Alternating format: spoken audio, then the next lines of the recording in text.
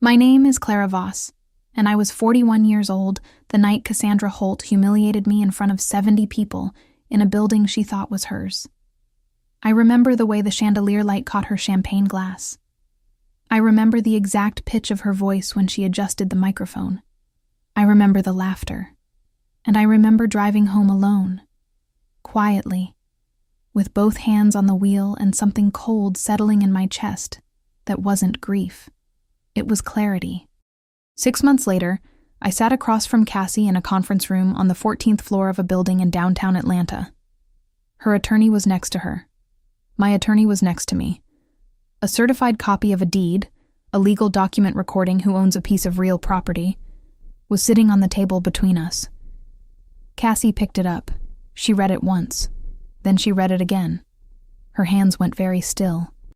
Because there, in the second line of the ownership record, filed on March 14, 2019, with the Fulton County Clerk of Superior Court, was a name she had stopped thinking about. Mine. What she hadn't checked, not once in 5 years, was whose name was also on the deed. Welcome to Betrayal House. I'm so glad you're here. If you've ever been publicly dismissed by someone who privately needed you, if you've ever sat at a table where your name was said like it was a punchline, this channel exists for you. Today's story is about what happens when the person who erases you in public forgets what they signed in private. Before we go back to the beginning, I want to ask you to do one thing. Hit subscribe. This channel posts every week, and if this story resonates, if you know someone who's been through something like this, or if you've been through something like this yourself, share it. Drop your city in the comments. I always read them.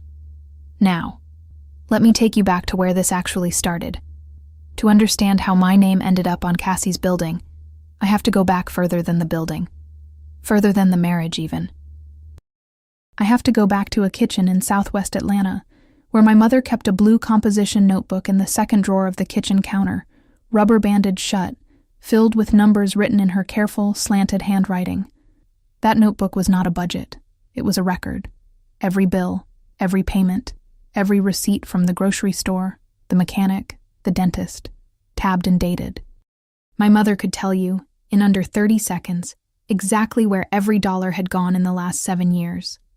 I was 10 years old when she explained to me why she kept it. Clara, she said, people will try to tell you that you don't know what you're talking about. The notebook means you always know what you're talking about. I have kept a version of that notebook ever since. Sometimes it's digital, sometimes it's physical.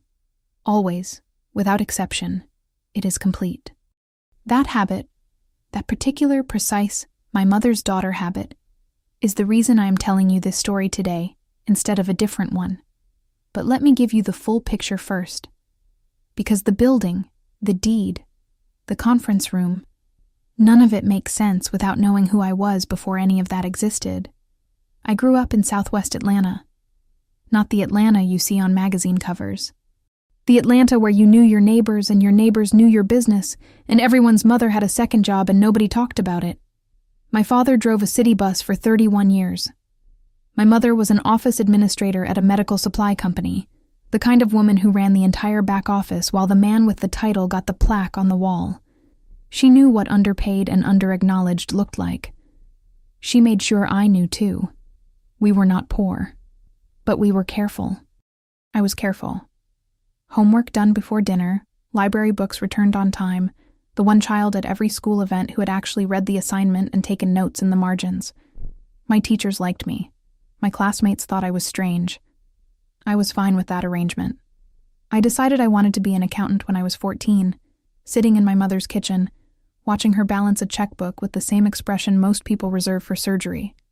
Total concentration. No wasted motion. You make numbers honest, she told me. I liked that idea. Numbers don't lie. People interpret them, misrepresent them, hide them. But the numbers themselves, if you know how to read them, always tell the truth. I earned a scholarship to Spelman College. Accounting major. Graduated with honors. Passed all 4 sections of the CPA exam on the first attempt, which only about 50% of candidates manage.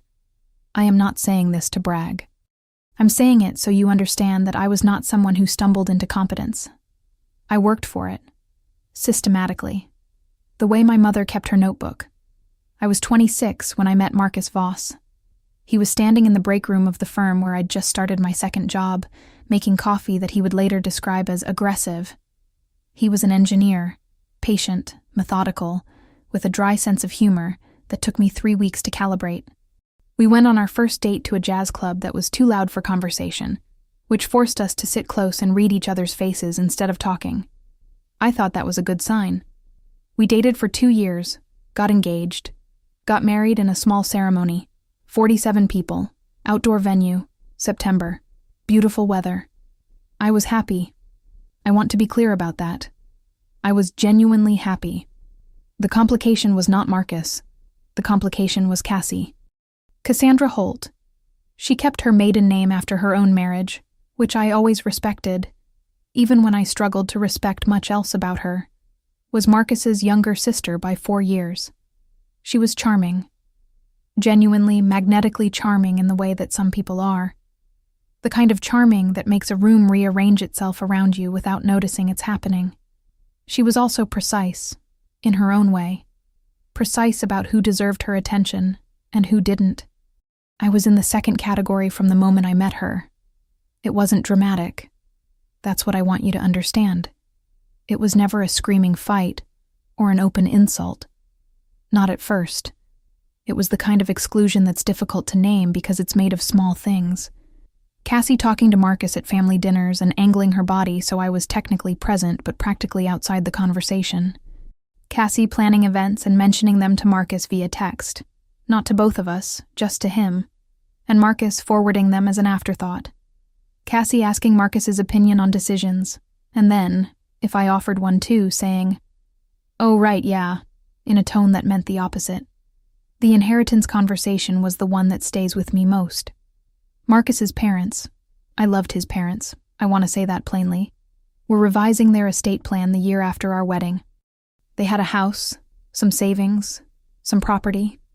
Marcus and Cassie sat down with them and a financial advisor, and I found out afterward, from Marcus, who mentioned it the way you might mention a dentist appointment you forgot to tell someone about. "Oh, there was a meeting with the advisor and my parents today, about the estate stuff." "I know," I said. "I saw it on the calendar." "Oh, yeah. Was I supposed to be there?" He paused for too long. "I guess it was kind of a family thing. I was his wife." I said nothing.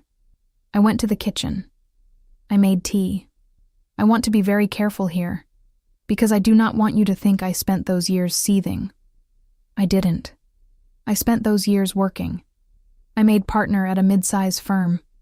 I started specializing in real estate transactions, the financial side of buying, selling, and financing property, because I liked the combination of precision and consequence. One wrong number in a real estate deal can mean a lien on a title, a legal claim that attaches to a property and follows it through every future sale, or a contract that falls apart at the closing table. I understood stakes. I understood documents.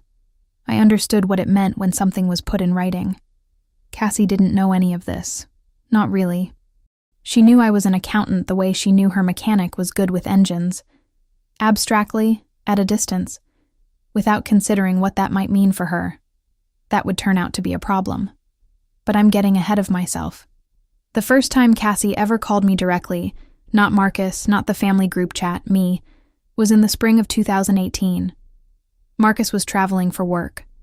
I was home, working late, surrounded by the particular smell of printed documents and cold coffee that is, for me, a kind of comfort.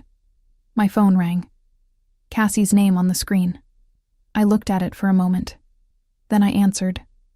"Clara." She said my name like she was testing the weight of it. "I need to talk to you about something."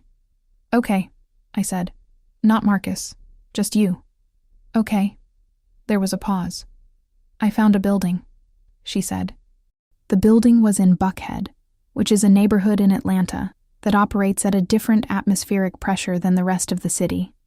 Everything a little shinier, a little more expensive, a little more convinced of its own significance. Cassie had always wanted to own an event space. She had taste, I'll give her that without hesitation. And she had vision. She described the building to me in detail. 3,000 square feet on the ground floor, high ceilings, exposed brick, a commercial kitchen in the back, natural light from floor-to-ceiling windows on the east wall, a courtyard, parking, good bones. It's perfect, she said. How much? I asked. The asking price is $580. I think I can negotiate them to $540. I ran the numbers in my head. Down payment, commercial mortgage, property taxes, insurance, renovation estimate, projected revenue from events. What's your credit score? I asked. Silence. Cassie. 661. A credit score of 661 is what lenders classify as fair, not bad enough to be automatically disqualified, but not good enough, on its own, to secure a commercial real estate loan at a favorable interest rate. For a first-time commercial property purchase, most banks want to see at least 680 and preferably 700 or above. I told her this. I know, she said. That's why I'm calling you. She needed a co-borrower, a co-owner on the deed, someone whose income and credit history would be assessed alongside hers, strengthening the overall application. In exchange, that person's name would appear on the deed of ownership as a co-owner with equal legal rights to the property. Equal legal rights. I want you to understand what that means.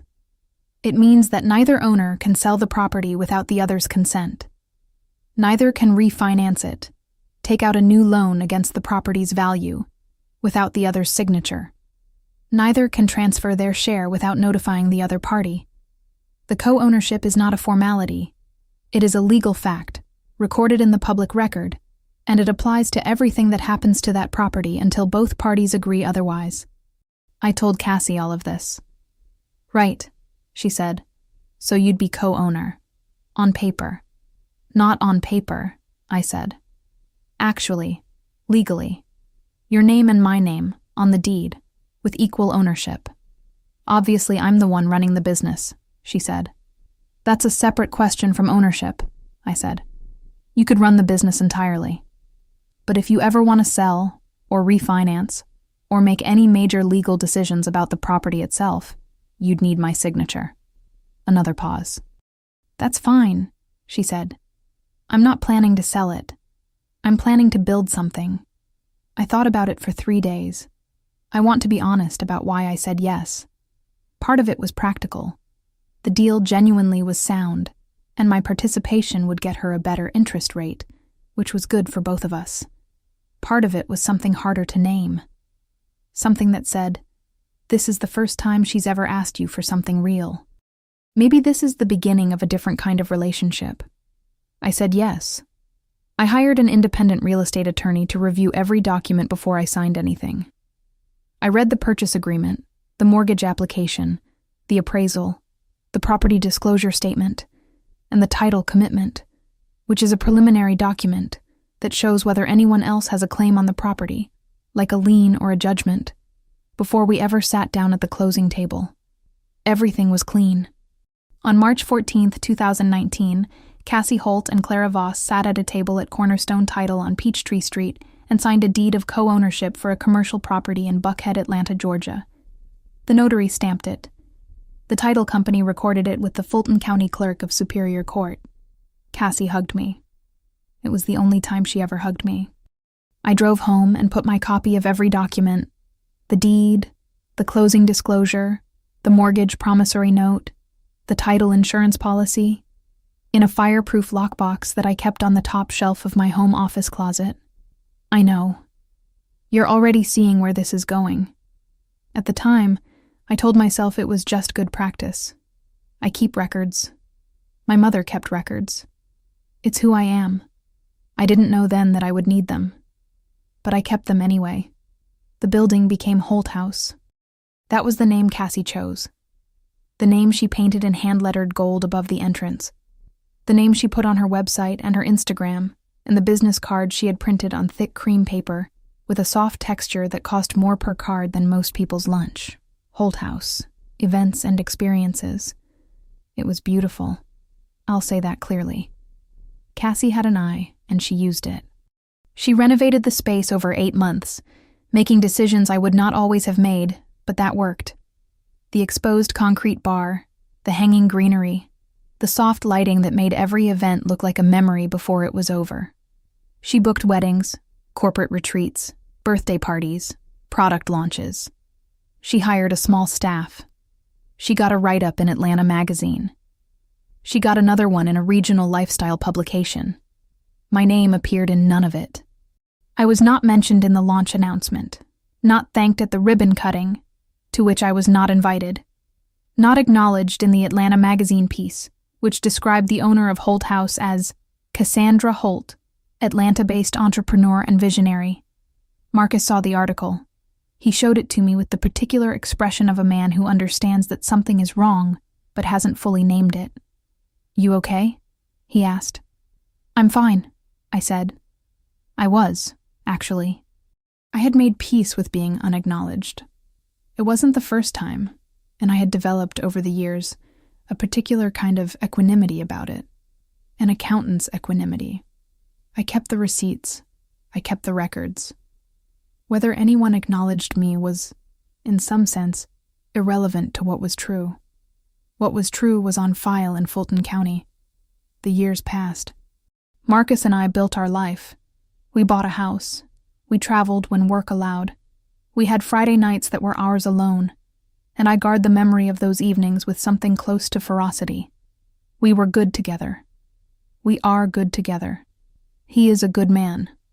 What he was not during those years was brave. He saw Cassie speak over me. He saw the omissions. He saw the invitation to the ribbon cutting that never arrived. And he did what loving men sometimes do when caught between a wife and a sister. He told himself it wasn't that bad. He told himself I was fine. He told himself Cassie didn't mean it. He was not wrong that I was fine. He was wrong that it didn't matter. About 4 years after Holt House opened, I noticed something. Cassie had started meeting with a mortgage broker. She mentioned it once in passing at a family dinner. Something about exciting plans for a second location. I didn't react. I absorbed the information the way I absorb most information. Quietly, and for later. A second location would require capital. Capital would require financing. Financing would require a title search on the existing property. And a title search would surface something that Cassie, in all her excitement and success and forward momentum, had apparently stopped thinking about entirely. My name. I filed that thought in the same place I keep everything else. And I waited. The 5th anniversary of Holt House was celebrated on a Saturday in April. I was invited, technically. The invitation arrived 3 days before the event, which tells you something about the category in which I was filed. Marcus received his 2 weeks in advance. I received mine as a belated footnote. But I went. I wore a navy dress I liked, and the earrings Marcus had given me for my 40th birthday. Small gold hoops, nothing dramatic. I got there at 7:30. The room looked extraordinary. 70 guests, candlelight, a jazz trio in the corner doing a version of something I almost recognized. Waitstaff moving through the crowd with trays of champagne and small bites that I was certain had been catered by someone expensive. Cassie was radiant. That is the honest word. She moved through the room with the ease of someone who has arranged every molecule of the air in her favor, accepting compliments the way a plant accepts sunlight, completely naturally, as though it was simply the correct function of the environment. She greeted me with a smile that didn't reach anything behind it. "Clara, you look nice." "Thank you. The space looks beautiful." "It does, doesn't it?" she said, and moved on. Around 9 o'clock, someone clinked a glass, and the room quieted. Cassie moved to the center of the floor. There was no stage, just a natural focal point that she had probably designed for exactly this purpose, and took a microphone from one of her staff. She spoke beautifully. She thanked her husband. She thanked her parents. She thanked her team, each by name. She talked about what it meant to build something from the ground up, about the vision she'd had, and the work it took to realize it, about how Holt House was the truest expression of who she was and what she believed was possible. The room was with her, completely. And then she turned to where Marcus and I were standing. She looked at Marcus first. She smiled the smile she reserved for him. Genuine, warm, the sister she actually was when I wasn't in the frame. "Marcus," she said. "My big brother, I love you. I am so grateful for your support." Marcus raised his glass, and then Cassie's gaze shifted to me. The smile didn't disappear. That's the thing. It stayed exactly where it was, like a mask that had been applied carefully and wasn't going anywhere. "Clara," she said, into the microphone in front of 70 people. I looked at her. "I think we all know," she said, "that Marcus is special. He deserves someone who matches that. Someone who meets him where he is." A little pause, a little smile.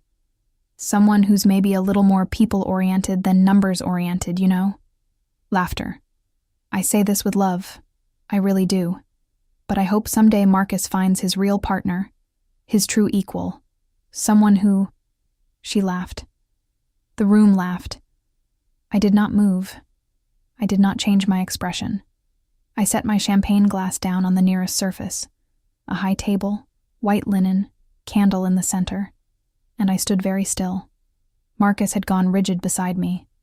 Cassie was already pivoting back to the room, raising her own glass, saying something about the future. The applause started. People turned back to each other and the conversation resumed like water finding its level. I looked at Marcus. He looked at me. "Clara, I'm fine," I said. And I meant it. Not because it didn't hurt.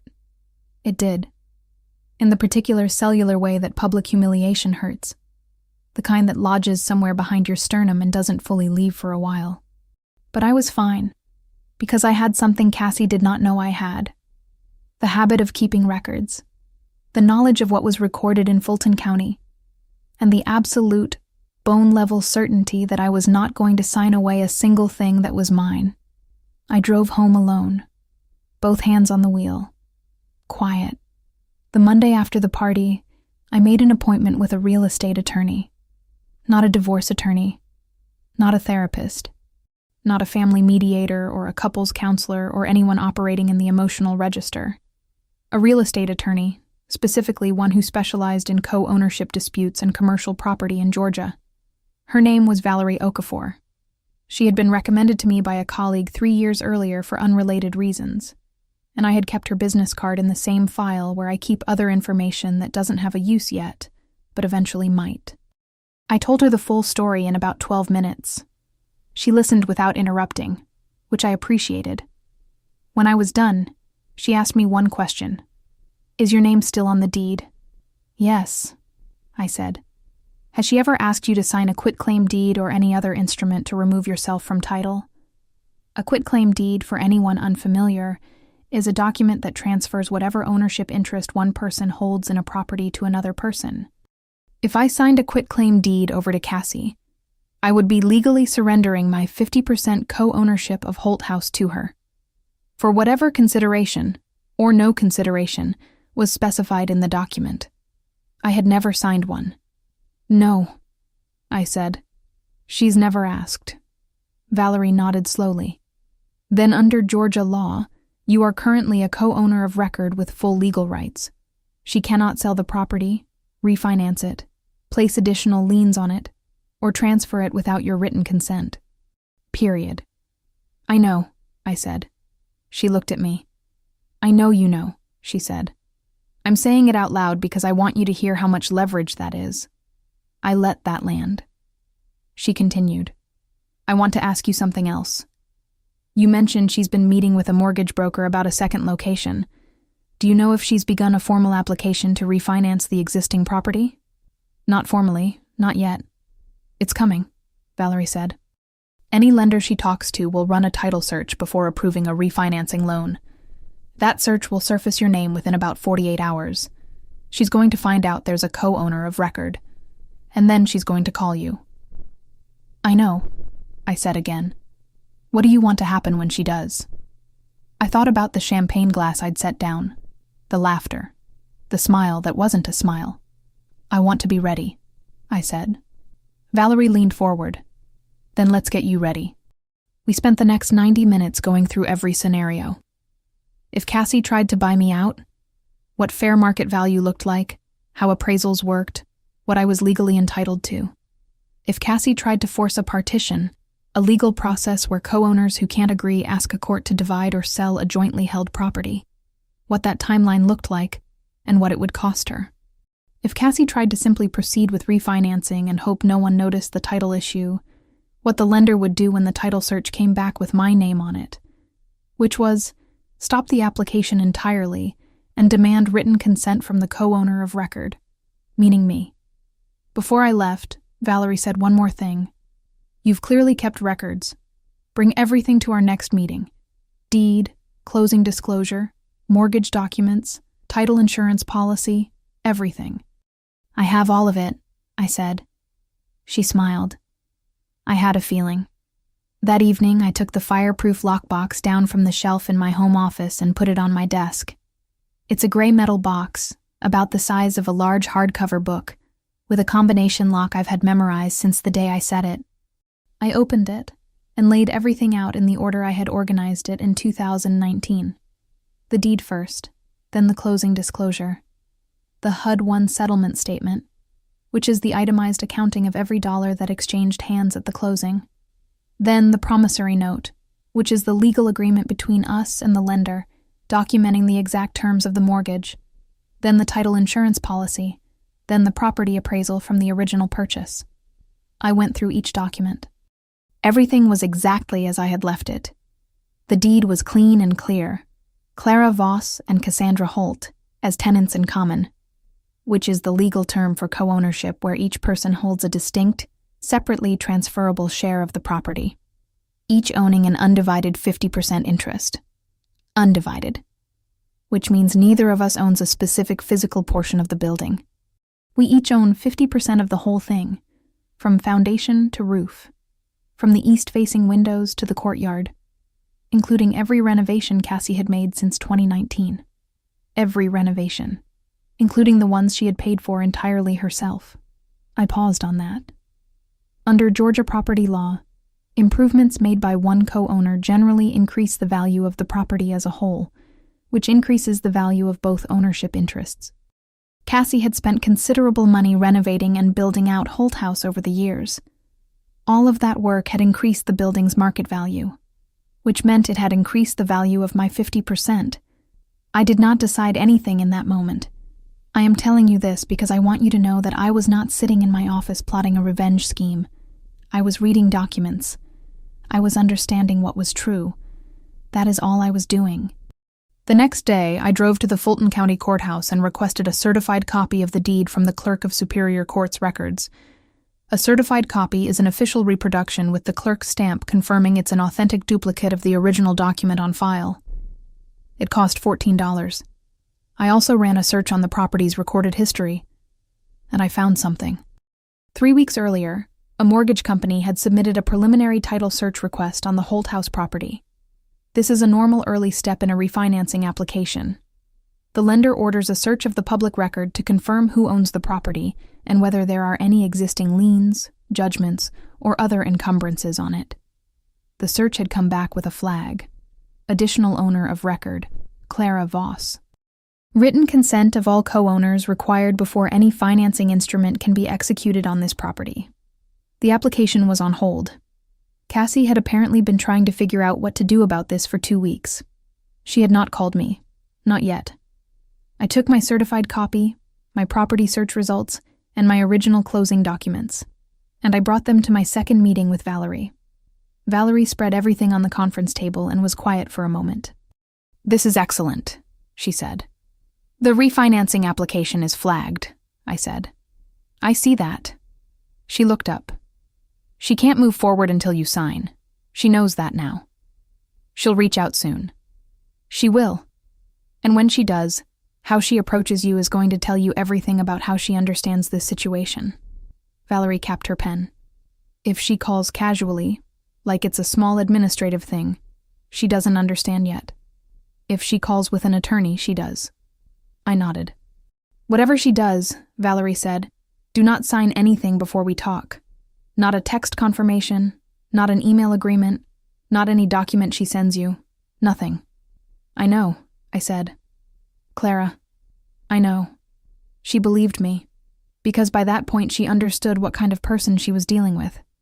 I went home. I made dinner. Marcus came home from work and I told him about the refinancing application and the title flag. He put down his fork. Clara, does Cassie know? Not from me. But she must know the application is flagged, yes. She may not have connected it to me yet. I picked up my fork. She will. Marcus was quiet for a long moment. What are you going to do? He asked. Nothing yet, I said. I'm going to wait. He looked at me. I looked back at him. Okay, he said quietly. And he picked up his fork. That night, I took out my phone and looked at the certified copy of the deed I had photographed that afternoon. I looked at my name in the second line of the ownership record. Clara Voss. Still there.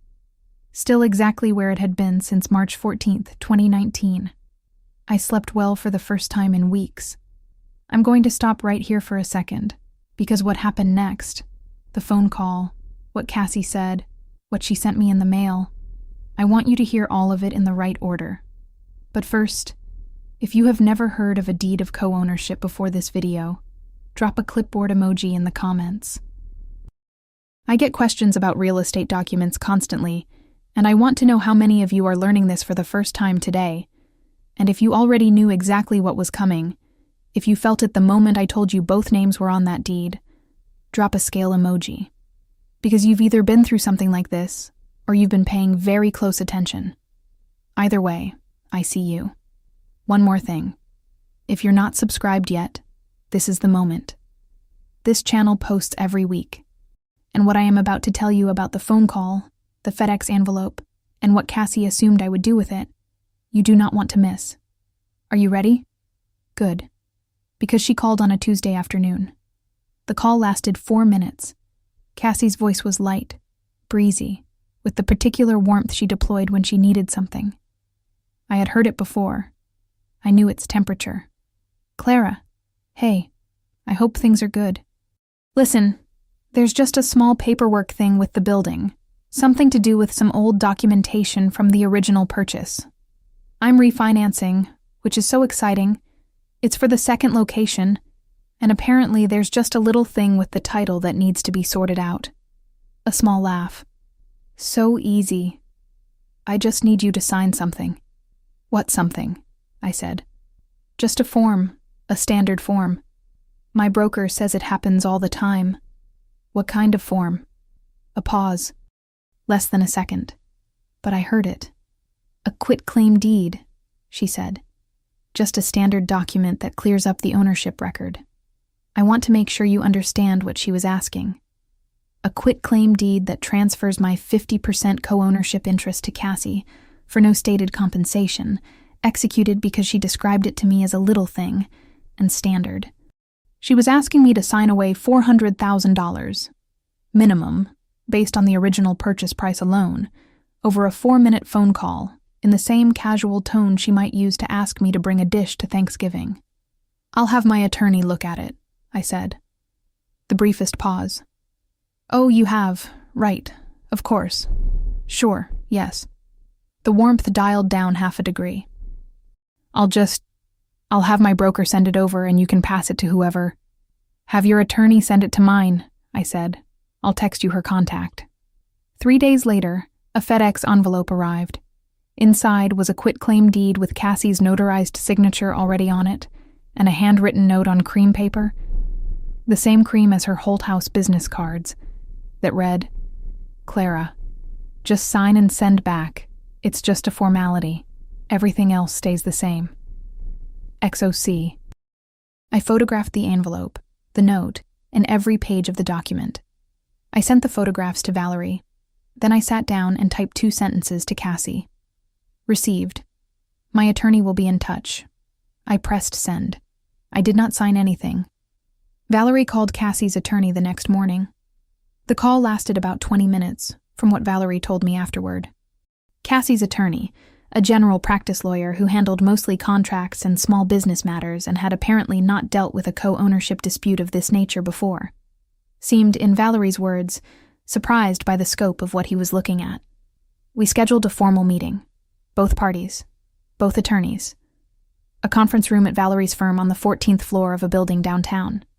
2 weeks out. I used those 2 weeks to prepare. I am a person who prepares. I think you understand that by now. I assembled 2 folders. The first folder contained the original documents, the certified copy of the deed, the 2019 closing disclosure, the mortgage promissory note, the title insurance policy, and the property search I had pulled from the county records showing the flagged refinancing application. Each document was tabbed. Each tab was labeled with the document name and the date it was executed. The second folder contained one document, a current property appraisal. I had commissioned it 2 weeks earlier, right after the first call with Valerie. A licensed appraiser had evaluated Holt House, the building, the location, the comparable sales in the Buckhead area, the renovation work that had been done since 2019, and arrived at a current market value, $840,000. The original purchase price had been $540,000. Cassie's renovations, her reputation, her 5 years of successful operation, all of it had increased the property's value by $300,000. And 50% of $840,000 is $420,000. $420,000. That was the value of my interest in a property I had never managed, never decorated, never promoted. A property in which I had simply, quietly, let my name remain on the deed. I printed the appraisal 3 times. I did not tell Marcus the specific number until the morning of the meeting. He came into the kitchen and found me at the table with both folders open in front of me, reviewing the tabs one more time. He poured himself coffee and sat down. "Today's the day," he said. "Yes." He was quiet for a moment.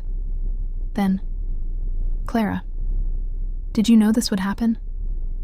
When you signed the deed, did you plan for this?" I looked up at him. "No," I said. "I planned to be a co-owner of a building with my sister-in-law, and to have that mean what co-ownership legally means.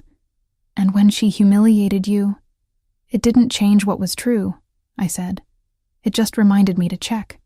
He wrapped both hands around his coffee mug. He looked out the window. "I should have said something," he said. "That night, at the party." "Yes," I said. "You should have." He nodded. He didn't argue. I loved him for that. "What do you want out of today?" he asked. I picked up the folder with the appraisal. "A fair resolution," I said. "Nothing more, nothing less." I closed both folders. I put them in my briefcase. I drove downtown. Valerie was waiting in the lobby. She looked at my briefcase and then at me. "Ready?" she said. "Yes," I said. We took the elevator to the 14th floor. Cassie arrived 8 minutes late. I noticed, because I am someone who notices. She came through the door with her attorney, a man named Gareth, 50s, silver at the temples, the kind of lawyer who looked like he'd been in rooms like this before, but not for matters he was fully briefed on. And she was wearing a red dress I recognized from her Instagram. Bold choice, intentional. She saw me sitting at the conference table with both folders in front of me and Valerie next to me. Something moved across her face. It was quick. A flicker, a recalibration, and then the professional warmth was back, her handshake firm, her voice measured. "Clara, good to see you." "Cassie," I said. We sat down. Valerie opened. She didn't editorialize. She didn't tell the story of the anniversary party, or the phone call, or the FedEx envelope. She placed the certified copy of the 2019 deed on the table, centered, so that both Cassie and Gareth could read it without moving. "My client, Clara Voss, is a co-owner of record of the property located at..." And she read the address.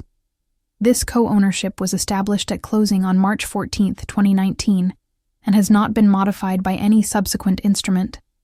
Ms. Voss holds an undivided 50% interest in the property." Gareth leaned forward to read the deed. The room was quiet. Cassie's eyes moved across the document. I have thought about this moment many times since. What it looked like, from the outside, as Cassie read a document that had existed for 5 years, and that she had, at some point, simply stopped remembering, was real. "There must be a mistake," she said. "There's no mistake," Valerie said. "The document was recorded with Fulton County on March 14th, 2019. We have the certified copy here, and the county's records are publicly accessible." Cassie looked at Gareth. Gareth looked at the deed. "Cassie," he said quietly, in a tone that told me he was seeing something his client had not fully disclosed to him. There was a silence. Then Cassie shifted, straightened, pivoted with a speed I had to admire, in a certain detached way. "Fine," she said. "Fine. Obviously we want to resolve this quickly. I'm happy to compensate Clara for any administrative inconvenience. Whatever the original contribution was, I can write a check." "This isn't an administrative inconvenience," Valerie said. "Ms. Voss holds 50% co-ownership of a property currently appraised at $840,000. She placed the appraisal on the table. Cassie looked at it. I watched her do the math. Her face did not collapse. "I want to be fair." She held it together, but something behind her eyes went very still. The particular stillness of a person whose entire understanding of a situation has just been revised in a way they cannot immediately process. "That can't be right. It was conducted 2 weeks ago by a licensed Georgia appraiser," Valerie said. "You're welcome to commission your own. We'll wait." Another silence. Gareth put his hand on the table near Cassie's arm, not touching it, just near it. A gesture that meant, "Stop talking." And then I spoke. I had decided in advance that I would say one thing, and only one thing, directly to Cassie. I looked at her. "The night of your anniversary party," I said, "you told 70 people that Marcus deserved a real partner, that he deserved someone who met him where he was." I paused. "I agreed with you. A real partner keeps copies." The room was very quiet. Cassie said nothing. Her attorney said nothing. Valerie closed her folder. "We look forward to a productive discussion," she said. "The negotiation took 6 weeks. I want to be precise about what happened, because the details matter. Cassie could not refinance the property without my signature. She could not sell it without my signature. She could not proceed with the second location financing without resolving the title issue. Her business was not going anywhere. Holt House was still operating, still booking events. But her expansion plans were entirely, legally stopped until she and I reached an agreement. She had 2 options. She could buy out my 50% at fair market value, meaning she would need to come up with $420,000 or finance that amount, or find some combination of both. Or we could agree to sell the property and split the proceeds. She chose the buyout. It took 4 weeks to get the financing in place. Her lender required a new appraisal, which came in at $860,000, $20,000 above mine, which meant my share calculated out to $430,000. We settled at $425,000. On a Monday morning in late October, I signed a deed transfer in Valerie's office, transferring my 50% interest in Holt House to Cassandra Holt in exchange for $425,000. It was wired to my account that afternoon. Marcus and I drove home without saying much. When we got inside, he sat down at the kitchen table and looked at his hands for a long time. "I'm sorry," he said, "for all of it. For the party. For not saying something. For years of not saying something." I sat down across from him. "I know," I said. "Are you okay?" "I'm better than okay." He looked up. "What Cassie did at that party," he started. "We don't have to do this right now," I said. "I want to." So we did. We talked until almost midnight. About the inheritance meeting. About the ribbon cutting I wasn't invited to. About the years of body language and omission, and carefully maintained exclusion. It was not a comfortable conversation. It was not supposed to be. It was honest. That's what I had wanted for a long time. Marcus and Cassie's relationship is different now. Not broken. They are still siblings, and I would not want to break that, genuinely. But changed. Something has been named that cannot be unnamed. Cassie knows that Marcus knows. Cassie knows that I know. And she knows what I did and did not do with what I had. I did not do it to hurt her. I did it because it was mine. I used the money to open my own firm. Clara Voss, CPA, specializing in real estate transactions and small business financial advisory. I have 6 clients currently and a 7th coming on board next month. I work out of an office that I rent, with my name on the door, which is a small thing that I find I like very much. My mother came to see it on the day I signed the lease. She walked through the empty rooms with her hands folded in front of her, the way she walks through things she is memorizing. Then she stood at the door and read my name on the glass. "Clara," she said. "Yeah? Your grandmother would have—" She stopped, put her hand flat against my name on the door. "Yeah, she would have. That's enough. That's more than enough. The fireproof box is still on my home office shelf. It's empty now. Every document has been used, filed, or transferred to my attorney's records. I bought a new one. I'm already filling it up. Here is what I want you to take from this story. The people who dismiss you in public are counting on you to be unprepared in private. They are counting on you to be so hurt, so destabilized, so focused on the emotional wound that you forget to look at what's recorded, at what's documented, at what's legally, factually, irrevocably yours. The deed was not a weapon. It was a record. I had it because I am my mother's daughter. Because I was taught that the notebook, the careful, complete, rubber-banded record of what is true, is the most powerful thing a woman who is underestimated can keep. You don't need a building. You don't need a deed. But you need your records. You need to know what's yours. You need to understand the documents you sign and the documents you don't sign, and the difference between being quiet and being unprepared. Those are not the same thing. They are not remotely the same thing. If this story meant something to you, if any part of it landed, I want to know. Drop a comment below. Tell me where you're watching from. Tell me if you've ever had a moment where something you quietly kept turned out to matter more than you expected. I read every comment on this channel. Every single one.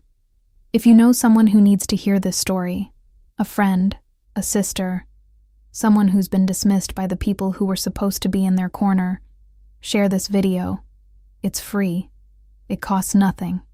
And it might be exactly what they need today. And if you're not subscribed yet, please. The button is right there.